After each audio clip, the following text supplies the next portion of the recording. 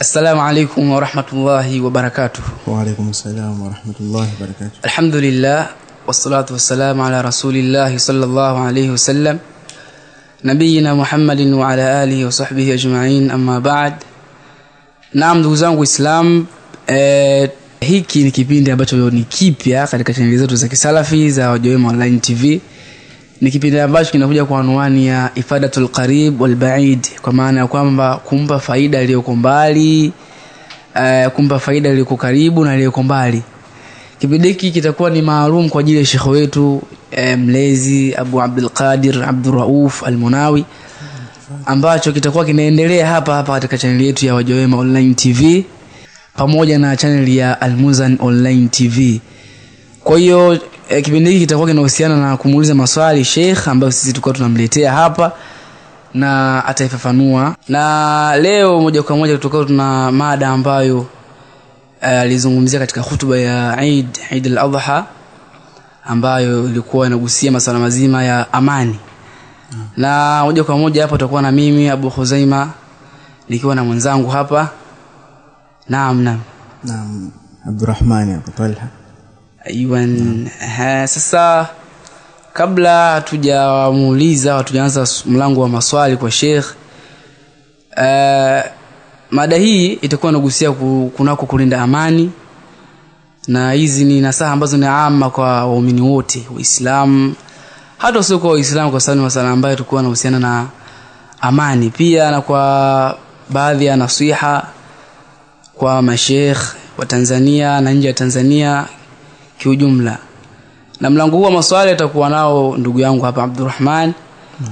Aywan. Na kwa ambao kidogo hawamjui, labda ni mara yake ya kwanza katika kipindi hiki, kidogo tumombe Sheikh ajitambulishe kwa ambao hawamjui. Naam Sheikh.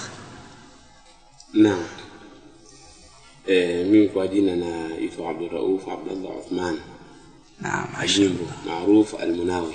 Naam.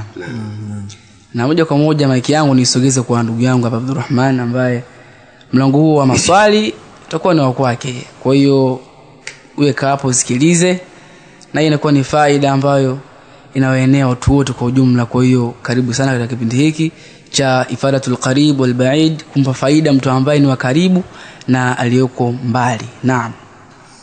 Bismillahirrahmanirrahim. Alhamdulillah wassalatu wassalamu amma ba'd. Kwa utangulizi uliotangulia hapa kwa ndugu yangu Abu Khuzaima, mimi naomba niingie moja kwa moja katika maswali ambayo tulikusudia kumuuliza Sheikh wetu. Naam Sheikh. Naam. Kwa hutuba ambayo tulisikiliza ya Eid ambayo ulitoa katika uwanja wa Karume siku 3 nyuma takriban zilizopita, ulizungumzia kuhusiana na amani. Katika hutuba yako ya Eid usisitiza sana umuhimu wa kulinda amani nchini.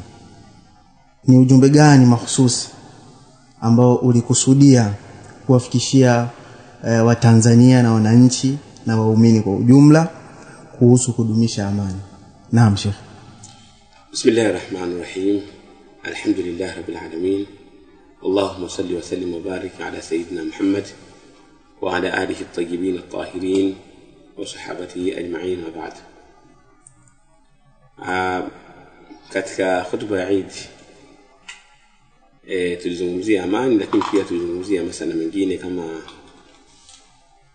kuwakilimu mashekhi na maustadhi, na vile kuheshimu wakubwa na kuwakilimu pia wakubwa.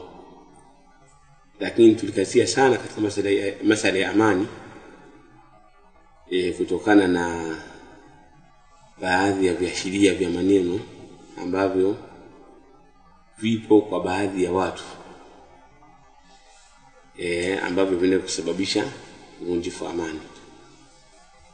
Kwa hiyo tuliweza kuelezea baadhi ya vitu kama vile kuombea dua watawala, kwa sababu imekithiri sana watu kuwatukana watawala, na tunalifanya hili ili watu wasije wakadhani kwamba manhaj iliyokuwa nzuri ni watu kuwatukana watawala. Abadan.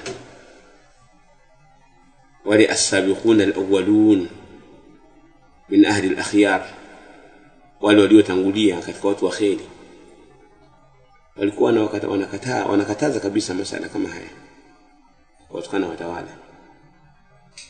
Kwa hiyo lengo langu kubwa ilikuwa ni lengo langu kubwa ni kama nilivyosema, kama nilivyosikia katika ile hotuba, lakini pia kiufupi ni kwamba kila maneno na kila vitendo na kila viashiria ambavyo vinaweza kusababisha uvunjifu wa amani, watu inabidi wajiweke mbali navyo. Kwa mfano mathalan, mtu anaweza kuzungumza neno ambalo neno hilo linaweza kusababisha fitna, na wanaokaita waandishi wa habari mathalan katika mitandao yote au baadhi ya mitandao, yani baadhi ya vituo vya habari. Kwa mfano kaingia kwenye kituo fulani cha habari kuzungumza au karekodi au kadha na kadha, ukazungumza neno tena likawa inawezekana ni neno moja ikasababisha machafuko makubwa ambayo inawezekana kuja kuyaondoa ni baada ya miaka mingi.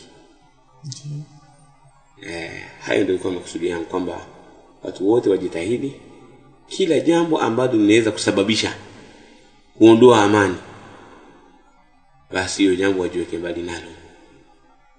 Naam. Aiyo. Sawa. Ukisema kuna kujazia katika hii point. Katika hili sidhani, kwa sababu ni maneno ambayo ni wazi, yako sawa kabisa, yapo wazi. Na labda kama kuna kuendelea kwako, mimi naona liko wazi, ina haja ya kuongezea, bali tukiongeza tunaweza tukaribu kabisa kabisa. Naam Sheikh, nafasi gani ambayo wanayo viongozi wa dini katika kuzungumzia amani na kuhamasisha katika suala zima la amani katika nchi? Taban watu wa dini, yani kwa maana wale rijalu dini, kwa mfano kama vile kwa upande wetu sisi Waislamu, mashaikh na maustadhi na kadha, na watu wengine ambao wanasikilizwa. Yani kwa mfano mtu akawa kuna watu ambao wanamsikiliza, na sasa hivi kuna lugha ambazo hata sasa hivi zimeingia hata kwa upande wa watu wa dini, yani mashaikh au kadha. Utakuta kwamba sheikh naye anasema kwamba ana mashabiki. Nadhani mshasikia hizo habari kwamba kabisa. Sasa insaha tabiru bidhalika kwamba kuna watu wanaitwa mashabiki, kwamba wale mashaikh wana nafasi, au wale watu ambao wana mashabiki zao wana nafasi ya kuweza kuasisitiza wale ambao wanawashabikia kuhusiana na swala la kulinda amani na kupitia katika zile njia. Kwa mfano katika sisi Waislamu, Qur'an iko wazi, na jina la Uislamu liko wazi. Jina la Uislamu al-Islam huwa salam wal aman. Uislamu ni utulivu na ni amani. Uislamu uko wazi kabisa.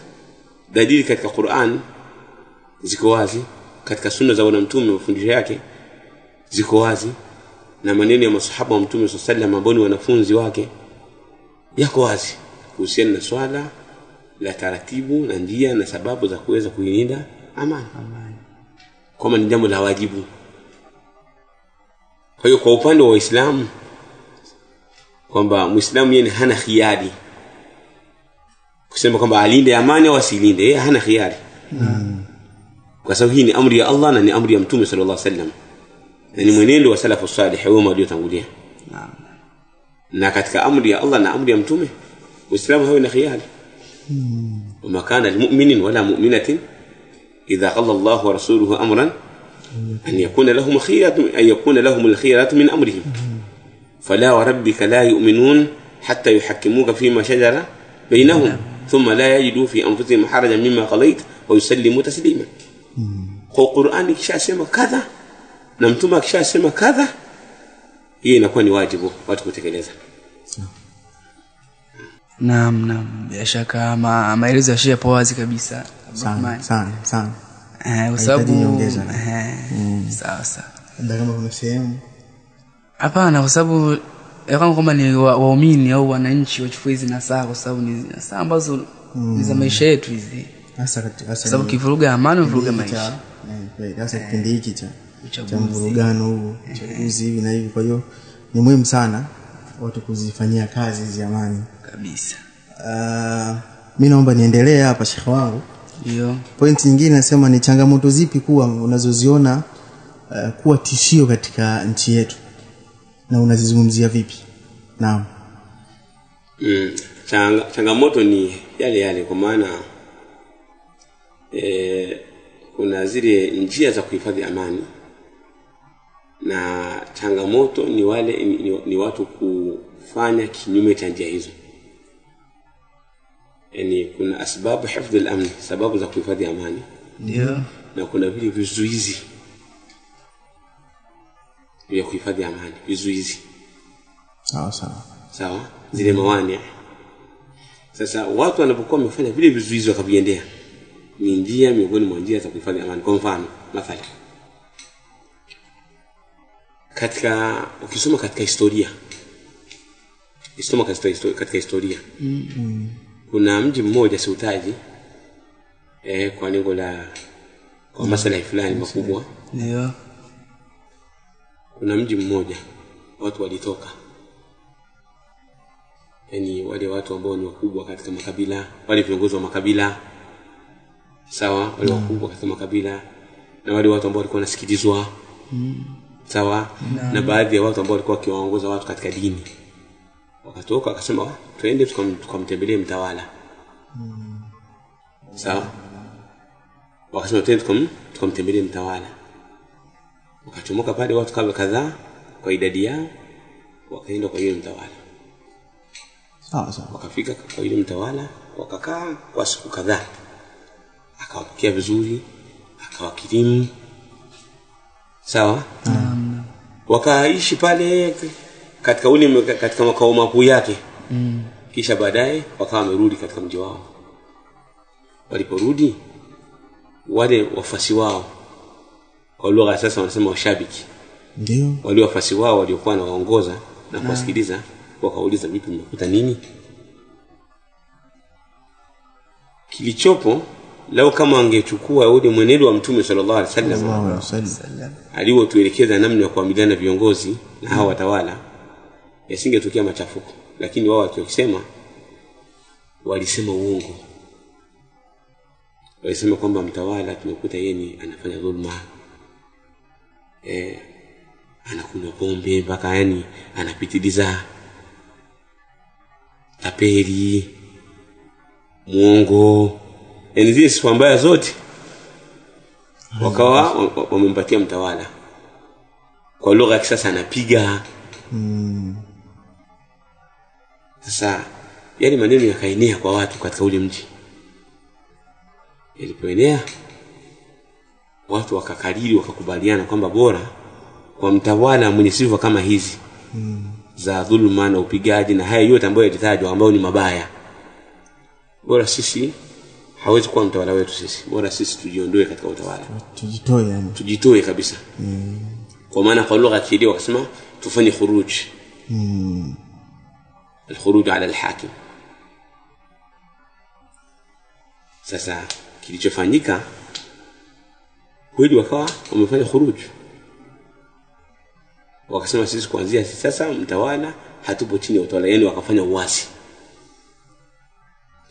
Wanachuoni wale ambao walikuwa hawajaenda au baadhi yao wakawataka ushahidi wa hayo, kama mtupatie ushahidi. Mnasema ushahidi wa haya kwamba yani anakunywa pombe, ni mlevi, sawa, ndio anapiga, mnaweza mkatupatia ushahidi hawakuwa nao. Walikuwa wakatangaza kwamba wao hawako chini ya yule mtawala wa nchi hiyo ambao nimesema sihitaji. Naam. Na mji huu ambao nimesema kwamba sihitaji kabisa. Sasa kilichotokea shehe, yule mtawala akatuma majeshi awarejeshe katika utifu wake. Ile jeshi likafika pale, kabla ya kupigana likatangaza kwamba jamani, yoyote ambaye ana kero kwa mtawala wake, ana mushkila kwa mtawala wake, aje ataje. Turekebishe. Ndio. Tengeneze hapa. Kwa sababu wale watu ambao wametoka, hakuna mtu mwenye ushahidi hata huyo mmoja. Na wale viongozi waliosema, wao kwanza viongozi walionukuu kwa nukulia watu hawana ushahidi, na wale watu waliopokea pia nao hawana ushahidi. Kwa hiyo hakuwa na mtu ambaye ana ushahidi katika hilo. Kwa wale watu wakapa siku kama 3 hivi, kwamba kila mmoja au asharudi katika utiifu wa mtawala. Watu wakagoma.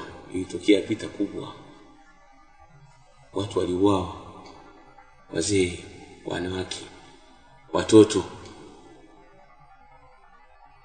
Lakini wale viongozi wengine, mashehe wengine na viongozi wengine wa dini waliwakataza watu kwamba jamani msifanye hivyo, hawakuwasikiliza. Kilichotokea ile fitna kani kubwa ambayo ilidumu muda mrefu. Si hilo tu, yani hilo ni la kwanza hilo lilitokea. Sasa matukio kama haya ni mengi mno, yani matukio kama haya mfano wa hili ambao nimeitaja shekhi ni mengi mno, yani hatuwezi kuhesabu katika historia. Hiki kitabu hiki ambacho ninacho kinaitwa Madarikun Nazar fi siyasati baina at-tatbiqi ash-shar'iyya wal infi'alat al-hamasiyya. Naam. Sawa? Naam. Sheikh huyu aliandika kitabu hichi. Sawa? Hiki ni Sheikh wa Algeria. Sawa?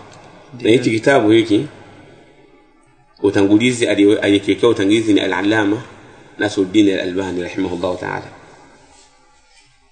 Na vile Sheikh Abdul Muhsin Abadi na vile amekiwekea takadimu hiki kitabu ambacho kimeandikwa na Sheikh Abdul Malik Ramadhani, ni katika maulama wa Jazairi au ni katika masheikh wa Jazairi. Kitabu hiki kinaelezea namna fitna ya Jazairi ilivyoanza. Ndio. Ilianza hivi katika mambo ya kudai haki. Naam. Hii nchi ambayo nimewatajia ambayo sijaitaja, hii wao walikuwa wanamsema mtawala kwamba anapiga na kadha, mambo ambayo yanatokea katika nchi zetu. Naam. Na hiki hapa Sheikh anaelezea nchi yake ilipoingia katika machafuko.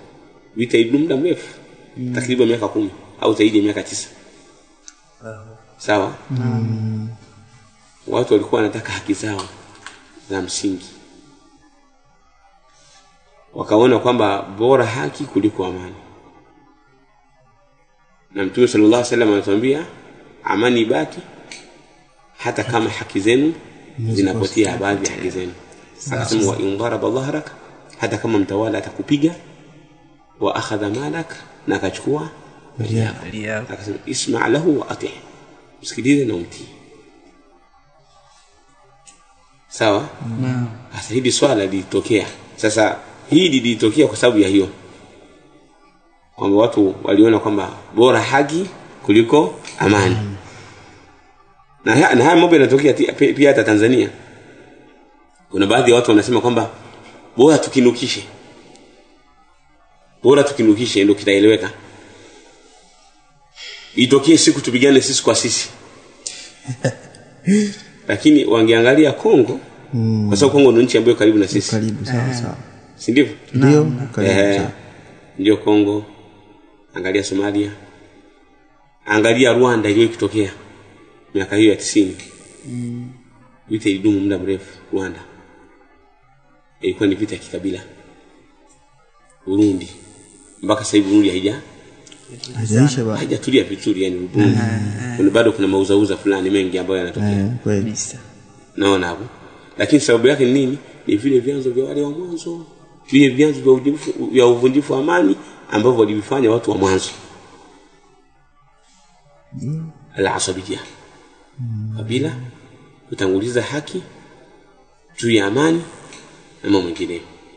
Lakini si hivyo tu, kuna hawa wanaharakati wa ndani na wa nje.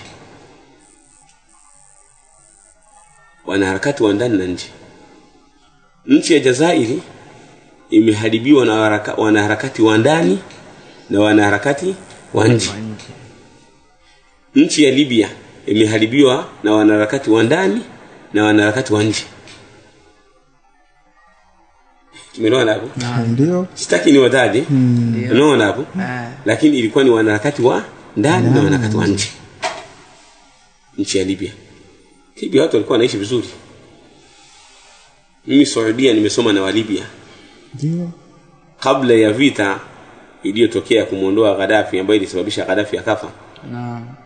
Al-Ma'mar al-Qaddafi, kabla ya kufa wale watu wa Libya, wanafunzi wa Libya walikuwa wao na wale wanafunzi ambao wanatokea zile falme za Kiarabu, ambao wanatokea labda Omani, wanatokea Imarati, wanatokea Bahrain, wanatokea Qatar, hizi nchi za falme za Kiarabu hizi. Naam. Naona? Ndio. Hizi nchi za Khaliji al-Arabia. Sawa? Walikuwa hawana tofauti nao, hata mavazi yao. Ni watu ambao walikuwa wanaishi, yani kwa maana wanaishi maisha ya juu, wana magari. Sisi tunatembea na mguu au tunapanda zile taxi au zile an-naql al-jama'i, zile basi ambazo zinabeba watu wote kwa pamoja kama daladala nini. Wao walikuwa na magari yao, wananunua gari. Mtu akiingia mwaka wa kwanza akikaa kidogo tu amenunua gari. Ni pesa katumiwa kwenye nchi yake. Pesa ya kutosha. Hii inaonyesha namna ilivyokuwa. Namna Libya ilivyokuwa. Kwa maana watu walikuwa wanajaliwa na serikali yao. Kabisa. Lakini sasa wakatokea watu wakamwambia kwamba hizo haki hazitoshi. Wakati yale maandamano yanatokea ya Libya, ambao wao walianza kwamba ni maandamano ya amani, wakasema si kadha na kadha, lakini maandamano moja kwa moja ambao yanaenda kumwangusha mtawala. Baadhi ya wanafunzi walisema, bwana jamani, kweli kuna baadhi ya mambo lakini mazuri ni mengi. Na haya mazuri yataenda kuisha. Ndio haya tunaona Libya. Na wao sasa hivi wanatamani wapate ile maisha ya zamani, lakini watayapata wapi? Hawakutambua. Washaribu. Sasa hata sisi Tanzania hivyo hivyo.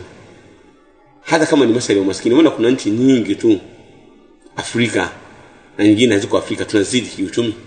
Kabisa. Ndio kabisa. Zipo nyingi. Unaangalia kabisa kwenye TV au kwenye kadha, unatazama unaona kwamba hii hapa tunazidi. Hapana. Zipo nchi nyingi ambazo tunazidi hata si Tanzania. Kweli. Unaona? Lakini ala kulli ya wapo yote atakayokuwepo, haya mambo ya wanaharakati wa nje na wa ndani, watu wasije wakasikiliza wanaharakati. Wale wanakuwa na mafungamano ya nje. Ndio Sheikh ameelezea kwenye hicho kitabu kwamba wale wanaharakati waliokuwa wanashawishi baada ya kutokea vita Algeria hawakuonekana. Walikuwa tayari wana visa zao na tiketi zao. Hao wengi walielekea Ufaransa. Kwa hiyo wao wakawa hawakuonekana tena. Walikuja kuonekana baada ya nini? Baada ya amani. Kwa hiyo kinachotokea ni nini? Kinachotokea wao wanakuwa wamekaa kwenye TV. Wanaangalia kinachoendelea. Wakati huo nyinyi wanyonge ambao hamna uwezo wa kwenda hata zile balozi au hamjai kufikiria hao. Nyinyi ndio mnakuwa mnapata matatizo. Kabisa. Kwa sababu unakuta kwamba kwa mfano kama Aljazairi, shida ilikuja kujitokeza. Ilikuwa ni kubwa. Wale waliokuwa zidi ya serikali ambao walikuwa wameshika silaha. Wale walikuwa hawana alama. Na watu wa serikali pia, wale maaskari ambao walikuwa wanapigana kwamba lazima amani irudi. Ndio. Na wao pia walikuwa hawana alama. Ndio tatizo hilo. Kwa tatizo lilijitokeza pale, walikuwa wanakuja kwa mfano. Wanauliza, wanakuja kwa mfano mkuta tumekaa msikitini au tumekaa kwenye vijiwe au tumekaa wapi? Wanasema nyinyi mko upande wa serikali au mko upande upande wa pili? Upande mwingine ambao wanakusudia sio upande wao wenyewe. Hawasemi hivyo. Yaani wao wenyewe wanakusudia hivyo kwamba watu wale maaskari wale wakija, wale maaskari ambao wako chini ya serikali wanajeshi. Wakija wanauliza, wanatukuta sisi kwenye vijiwe. Wanatuuliza hivi, mko upande wa serikali au mko upande wale makhawariji? Sawa. Majawabu yote ni machungu kwa sababu hujui anayekuuliza ni nani. Ndio. Na watu wote wanafanana. Ukisema niko upande wa serikali, inawezekana una wajibu ni wale makhawariji. Ni wale waasi wenyewe. Kwa hiyo wale wanakuwa. Ukisema kama sisi hatuko upande wa serikali, inawezekana una wajibu waasi. Ukisema kama niko upande wa serikali, inawezekana wale una wajibu ni waasi. Ukisema siko upande wa serikali, inawezekana una wajibu ni serikali. Wana Sheikh, Kuna kijana mmoja nimesoma naye alikuwa anaitwa Abdul Majid. Ndugu zake wote waliuawa, alikuwa hana ndugu. Alikuwa hana ndugu. Ina maana yeye kwa sababu pale Madina alikuwa na familia yake, yani kwa maana na mtoto wake, watoto zake na wake zake na mke wake. Tabaan alikuwa na mke mmoja kipindi hicho. Ndugu zake ni upande wa mwanamke. Ama kwa upande wake baba, mama, sawa? Baba, mama, mjomba, sawa? Baba mkubwa, baba mdogo, wote kaka zake wadogo na wote waliuawa. Yaani hakuna aliyebakia katika familia yake. Wote walikufa. Akabakia yeye peke yake. Kwa maana yeye ndugu zake ilikuwa ni upande wa mke wake.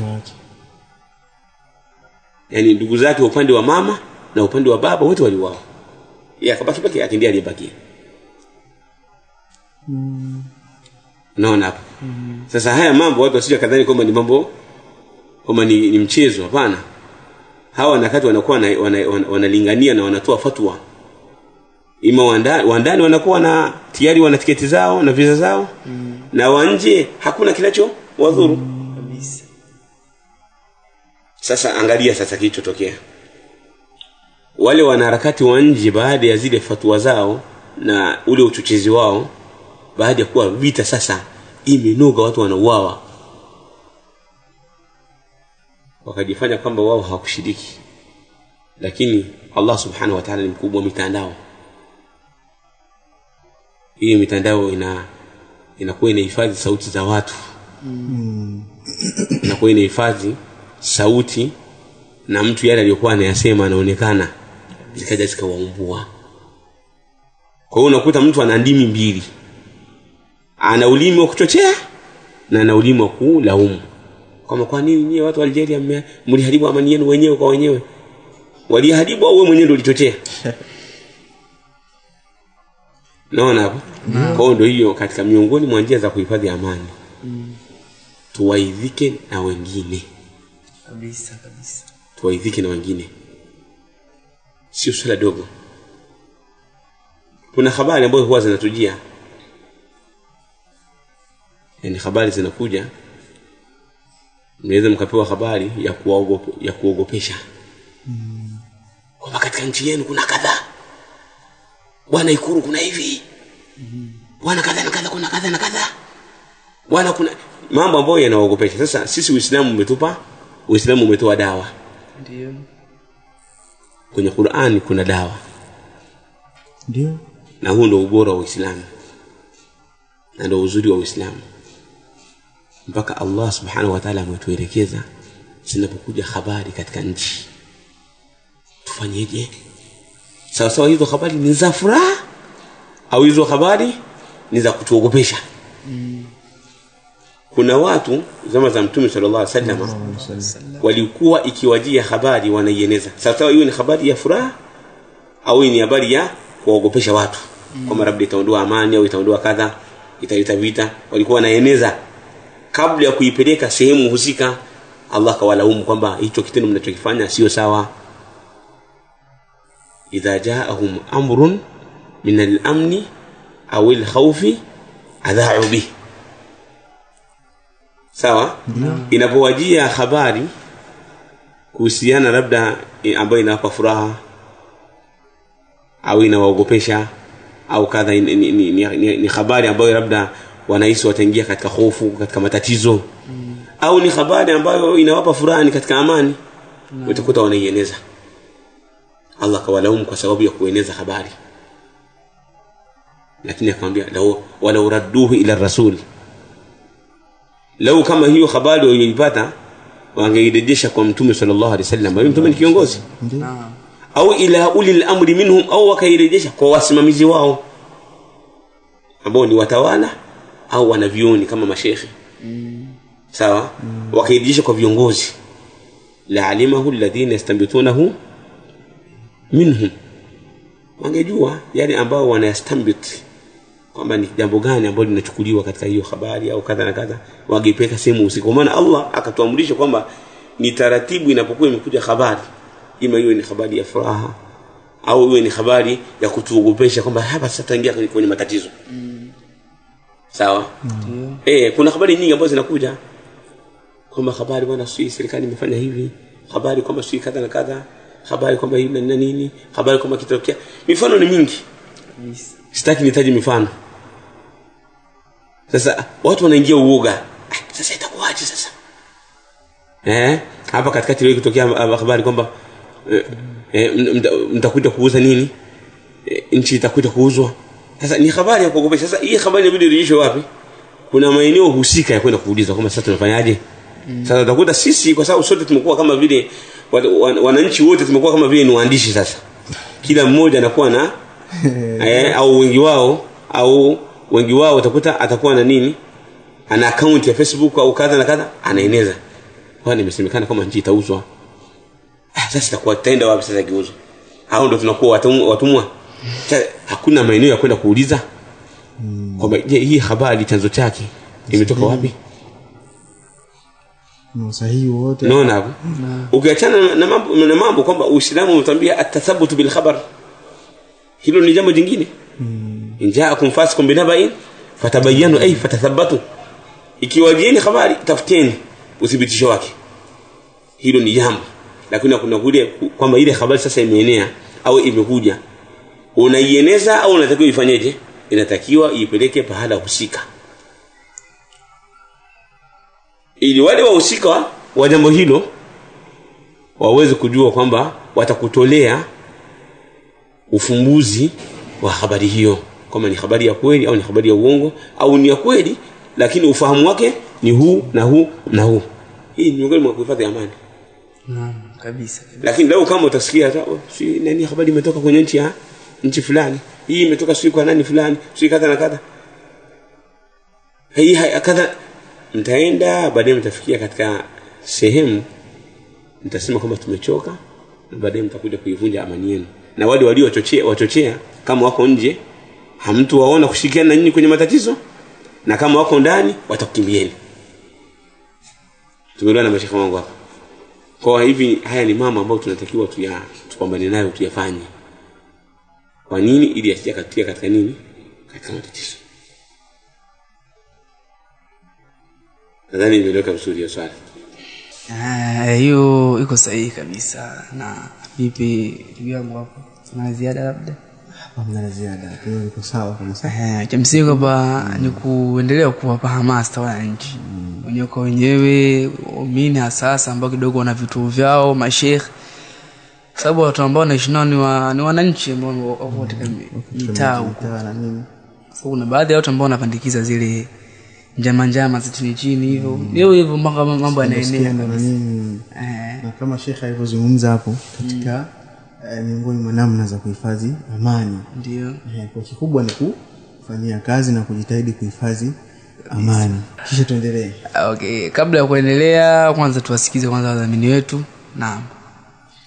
Markaz Imam al-Muzani ni taasisi inayojishughulisha na shughuli mbalimbali ikiwemo kuelimisha jamii, kusimamia madrasa, kusomesha vijana katika level za tamhidi, yani asiyejua kusoma kabisa, ibtidai pamoja na mutawasita.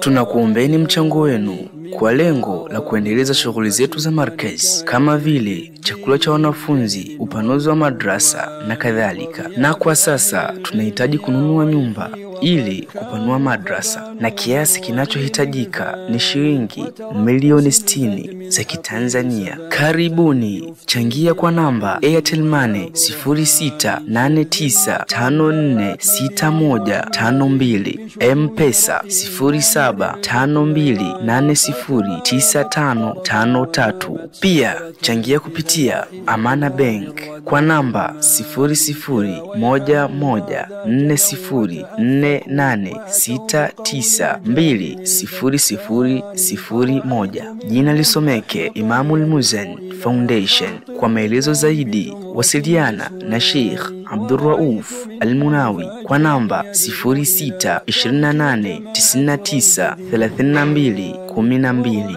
au 0688745131. Karibuni tuifanyie ziara Markaz Imam al-Muzani. Wabillahi tawfiq. Wassalamu alaykum wa rahmatullahi wa barakatuh.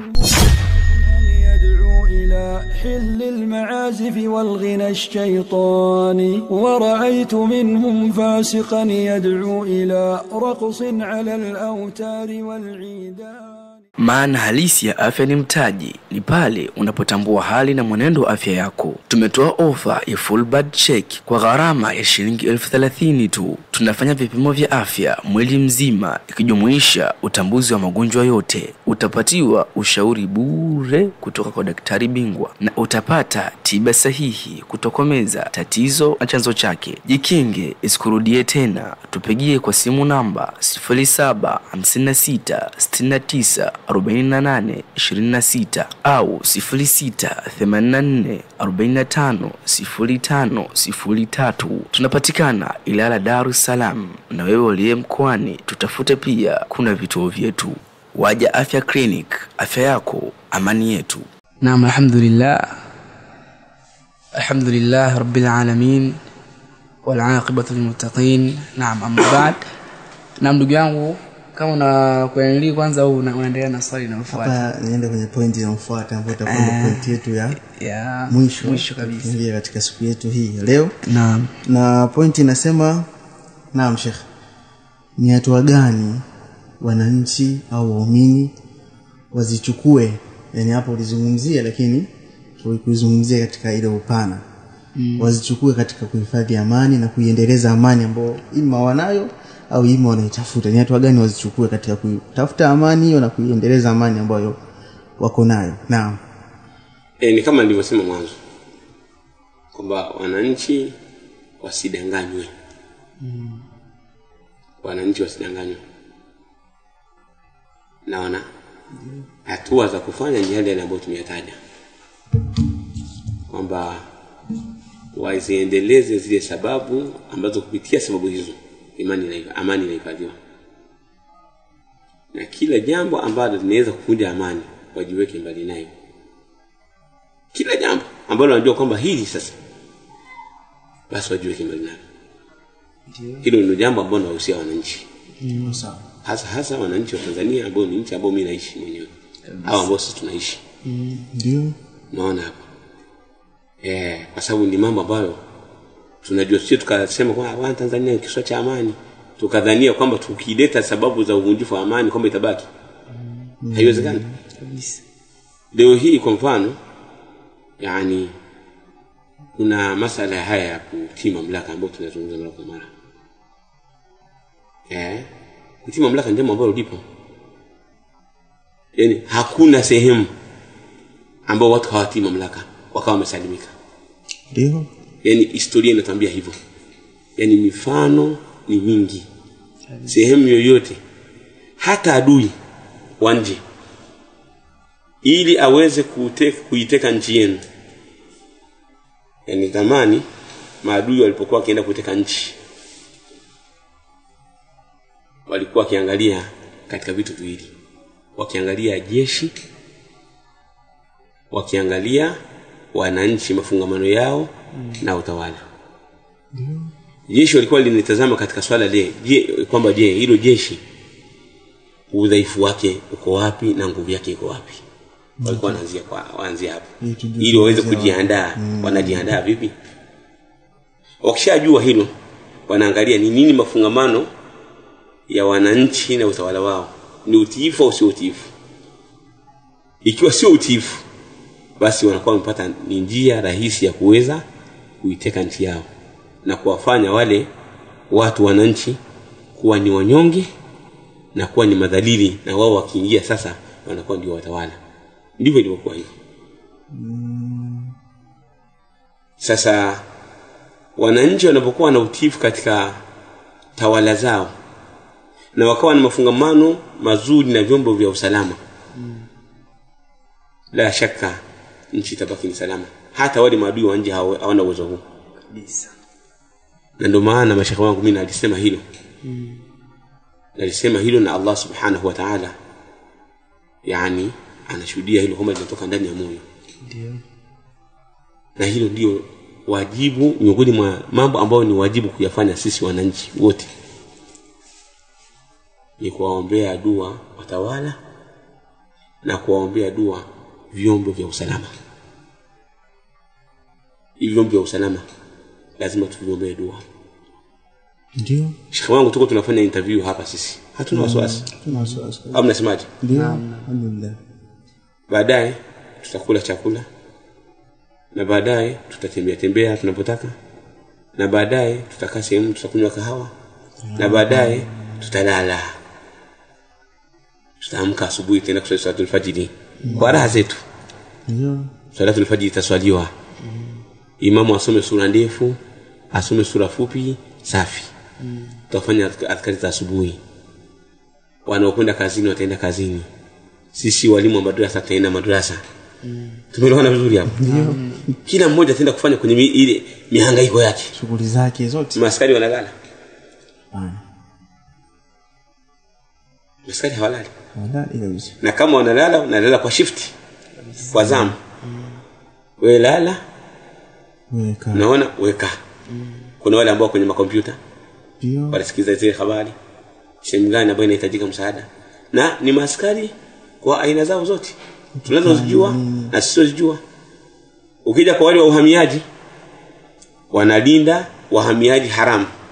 Ni maana ngapi kwa mfano kuna vitendo vya mauaji sawa ambavyo vilikuwa vinatokea kwa mfano kule Kigoma na Bugoba.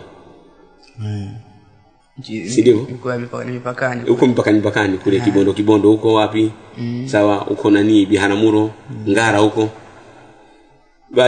Baada ya maskari, baada ya serikali yetu kutuma majeshi na vyombo vya usalama vikaenda vikakesha kule mwituni. Wakakamata, tulikuta kwamba si wa Tanzania.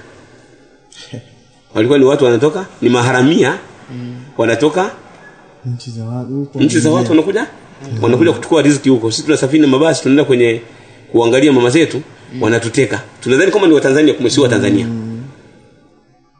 Nikaa kwenye basi moja kumbe wao. Nikaa kwenye basi. Mnafika pale mnakuta kwenye njia wametandaza wameweka yale miti nini mawe basi inashindwa kupanda wanatuzuia pale. Wanachukua pesa zetu, simu zetu na kadha na kadha. Maskari baada ya kuligundua hilo wakawa wanakesha huko.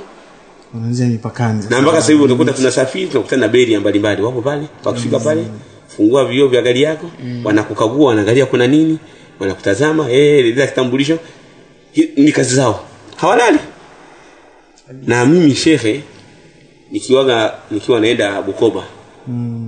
Nikienda kumsalimia mama Allah muhifadhi na awahifadhi wazazi wetu wote. Naona waliokuwa hai na wale waliokuwa tangulia Allah warehemu.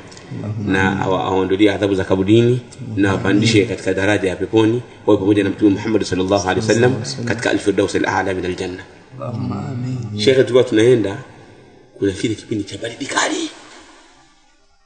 Baridi ni kali. Sheikh unakutana na askari ni saa 8 usiku. Ile baridi imefanyaje? Imepiga kweli kweli. Imepiga kweli kweli ile baridi. Lakini mwamba yuko pale analinda. Hatoki pale. Shenipata hapo. Haya, matrafiki wanaenda na skuti hapo yuko polini labda au yuko wapi yuko nje. Ni polini shehe. Ni polini. Yale maeneo ya Biharamulo ule mlima wa Simba na mlima si wa nini? Ule Kasindaga. Pale ni polini shehe. Kabisa. Naona pale ukipita unaona yale manani yale manyani, mangedere. Ndio unaona hayo. Wanapiga pale unakuta maskari wamekaa pale wako mshika mitutu yao. Wanalinda usalama wako. Ukiwa unasafiri wanalinda usalama wako wakati umelala. Madifende anazunguka. Wallahi wale inabidi tuombe dua.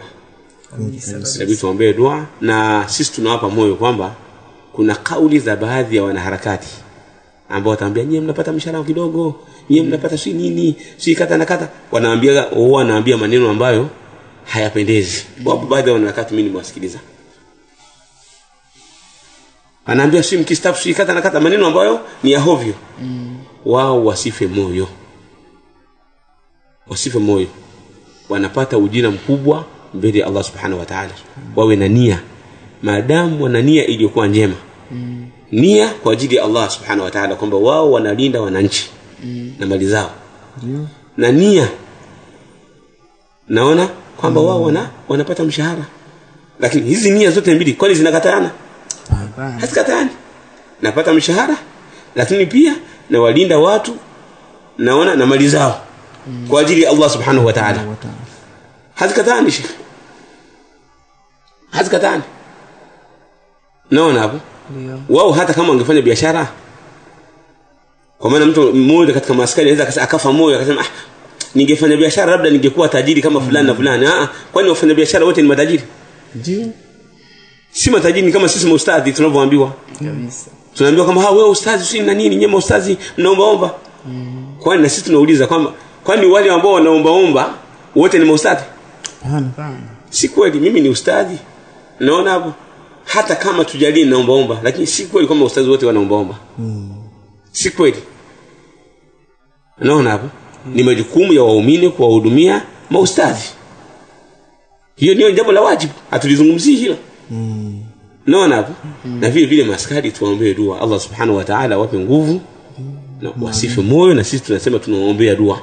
Yani huko waliko maskari wa aina zao zote, wanajeshi maskari ambao tunawaona, maana vio vyao sasa yani manani yao watu ya wengine hatuyafahamu yani kwa aina zao zote, magereza na kadha zimamoto wote, sisi tunaombea dua kwa Allah subhanahu wa ta'ala awape nguvu na awaondolee mabalaa na shari katika familia zao na katika nafsi zao, na awahifadhi na waongoze na wape maono yaliyokuwa mema, waendelee kuchapa kazi na kutulinda sisi na mali zetu. Allahumma amin. Allahumma amin. Naam Sheikh, barakallahu fik. Nadhani huo unakuwa ni mwisho kabisa kipindi chetu hiki cha Ifadatul Qarib wal Ba'id. Msini kwamba hizi nasaha pamoja kwamba tunazungumza labda na wananchi wote kwa ujumla, mtu asipuzie na saa hizi, kwa sababu ujue wanasema kwamba neema huwezi kujua mpaka itakapoondoka. Mtu naamka zako unaenda kazini kwa raha zako unarudi, hii ni amani. Hata kama unapata ugumu kwenye riziki zako tafuta hii amani ipo kabisa. Na nchi ambazo kasoma nao wale watu wako kule lakini sasa hivi walikuwa wakitamani zile amani ambazo walikuwa nazo, hawakujua umuhimu wake mpaka zikaondoka. Sasa kabisa wakatamani wangezipata kama zile. Kwa sisi tusisubiri na sisi tukafikia huko. Kikubwa hichi kitu ambacho utakiona ni sababu ya wewe kukupa amani na kulinda amani ya nchi yako, basi kishikilie vizuri na ukitunze kwa kama thamani, kwa sababu tunaona nchi ambazo mpaka sasa hivi zinataabika, zinapata tabu. Unaona watu wamekaa ndani na nini, unashangaa mirupuko na nini. Kwa hiyo sisi hatujafikia huko, ni kuomba Allah atulinde na athibitishe amani yetu hii iendelee kudumu, na tusiache aina vichochezi ambavyo vitaweza kuvunja amani yetu hii. Allahumma amin. Tumeshuhudia nini vita ya nani, watu tunaona wakimbizi kweli. Kimbizi tunaona kabisa wakimbizi ambao walikuwa wanakimbilia hapa Tanzania, namna walivyokuwa wanaishi. Mtu amejenga nyumba ya thamani na pigwa bomu moja tu. Baadaye mtu anakuwa mkimbizi, akishakuwa mkimbizi kwa kwenye Turubai. Kwenye Naironi lile. Mtu hapo anakimbia mpaka msituni ambako alikuwa hawezi kulala. Atakimbilia kule ile picha na agope tena wanyama hapo. Acha ile kitu ambacho alikuwa nacho kishaenda kwa sababu vitu vidogo. Cha msingi kwamba Tanzania tuchukue somo kwa baadhi ya nchi ambazo zinapata yule mvurugano baina yao. Wewe angalia Kongo, watu ingia tu YouTube hapo search uvunjifu wa amani Kongo, utakuletea wewe search na yote utakayotaka wewe. Watakuletea Kongo na tuendelee. Hata ukitaka tu Kongo tu hivyo Kongo. Utakapale katika klipu zao utakuletea ambao ni ukigusa tunaona kitu gani. Kwa hiyo ndugu zangu, tuhimizane wenyewe kwa wenyewe. Ukimsikia mtu anatoza analeta maneno ambayo ni farakano, mweke mbali kabisa. Mweke mbali, na ikiwezekana kama ni ndugu yako au unaweza kumnasihi ambayo ni mazuri. Mpe mawaidha au idhiki, na angalie hali ambayo yupo nao sasa, afa avute picha kwamba vita ikitokea wewe bomu likalipukia hapo utaenda kuishi wapi? Sababu wengi wanaangalia maslahi madogo tu. Mtu anaangalia maslahi kama ilivyosema Sheikh. Mtu anaangalia kwamba kuna haki fulani tumezikosa, hizi haki lazima tuzipate. Hapana, anasahau kwamba kuna kubwa sasa ambalo limeibeba mpaka hiyo haki ambayo hataki ikosa. Maneno ya Mtume Sheikh atuambia umeona hapo Bukhuzaima. Kwa hiyo kabisa ni kwamba katika maisha sio mbele wote mtalingana jamani. Yaani kuna wengine Allah akatoka wajalie wewe utapambana, riziki yako utaipata, kutununua gari. Sasa wewe ndio unataka na wewe kila na ume likigari kwa Allah, wewe lisina ambacho Allah amekujalia riziki nacho. Omba sana dua na Allah hifadhi imani. Amani. Alhamdulillah. Kama Tanzania hapa kumhimidi sana Allah kwa hii neema ambayo tunayo. Na watu wanatamani nchi za wenzetu hapa wanatamani sana. Ndio maana utakuta wakimbizi ni wengi wanaingia huku. Sababu unajua huku kuna sasa sisi tujitahidi tusiingie katika makundi ya nchi zingine, tukao katika hao na sisi tukaribu amani yetu.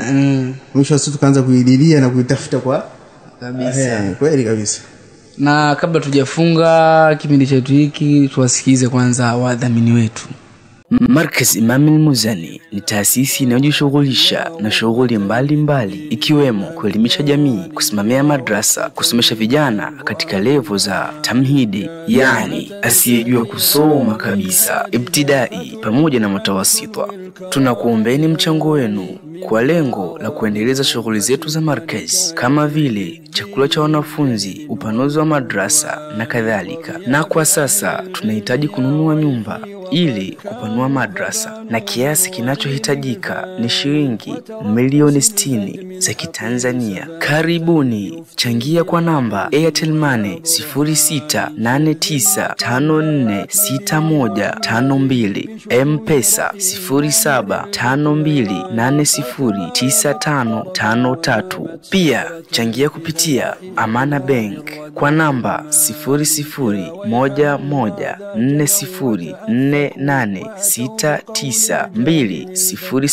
00114869200001. Jina lisomeke Imamul Muzani Foundation. Kwa maelezo zaidi wasiliana na Sheikh Abdurrauf Al-Munawi kwa namba 0628993212 au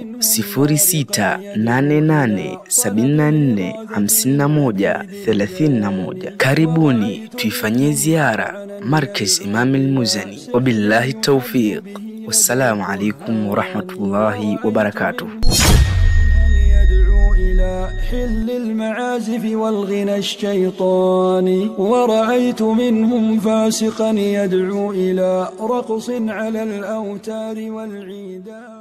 Maana halisi ya afya ni mtaji, ni pale unapotambua hali na mwenendo wa afya yako. Tumetoa ofa ya full body check kwa gharama ya shilingi 30,000 tu. Tunafanya vipimo vya afya mwili mzima ikijumuisha utambuzi wa magonjwa yote. Utapatiwa ushauri bure kutoka kwa daktari bingwa na utapata tiba sahihi kutokomeza tatizo na chanzo chake. Jikinge isikurudie tena. Tupigie kwa simu namba 0756694826 au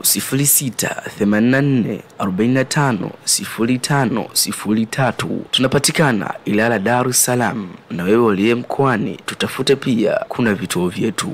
Waja Afya Clinic, afya yako amani yetu.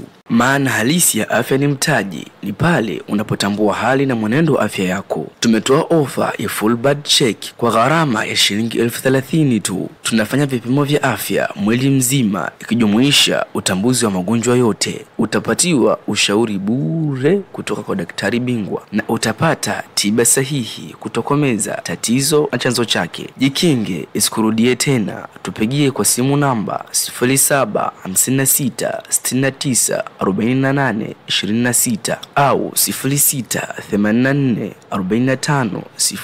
0684450503. Tunapatikana Ilala, Dar es Salaam, na wewe uliye mkoani tutafute pia, kuna vituo vyetu.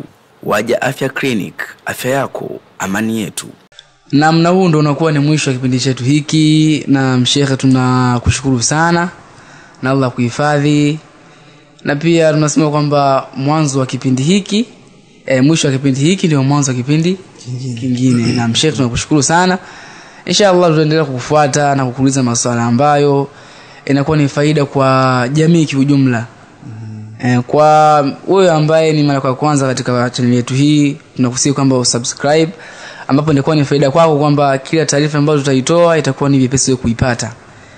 Ukiacha tu data pale, taarifa inakuja pale, kitu ambacho kitakuwa kinaendelea.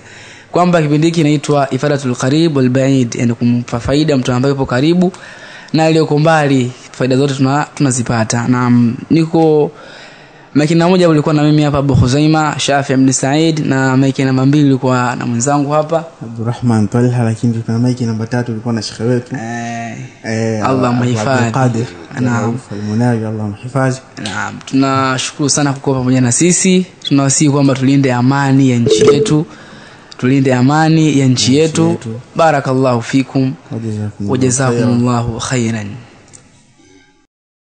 Hii ni Wajawema Online TV.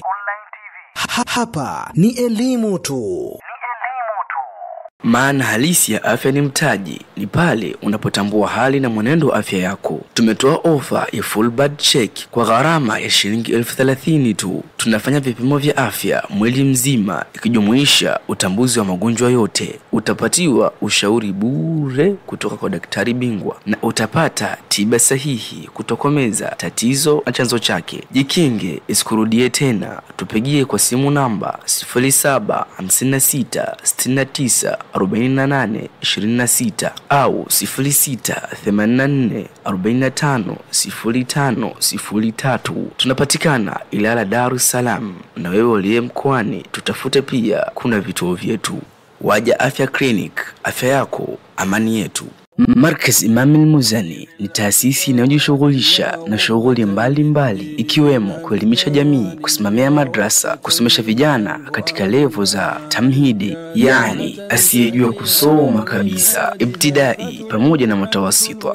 Tunakuombeni mchango wenu kwa lengo la kuendeleza shughuli zetu za markaz kama vile chakula cha wanafunzi, upanuzi wa madrasa na kadhalika. Na kwa sasa tunahitaji kununua nyumba ili kupanua madrasa, na kiasi kinachohitajika ni shilingi milioni 60 za Kitanzania. Karibuni, changia kwa namba Airtel Money 0689546152, M-Pesa 0752809553. Pia changia kupitia Amana Bank kwa namba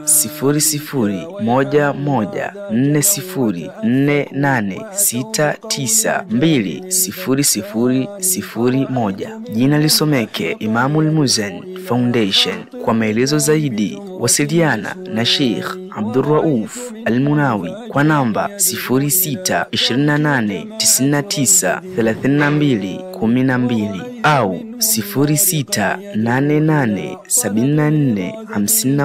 0688745131. Karibuni tuifanyie ziara Markaz Imam al-Muzani. Wabillahi tawfiq. Wassalamu alaykum wa rahmatullahi wa barakatuh. حل المعازف والغنى الشيطاني ورأيت منهم فاسقا يدعو إلى رقص على الأوتار والعيدان.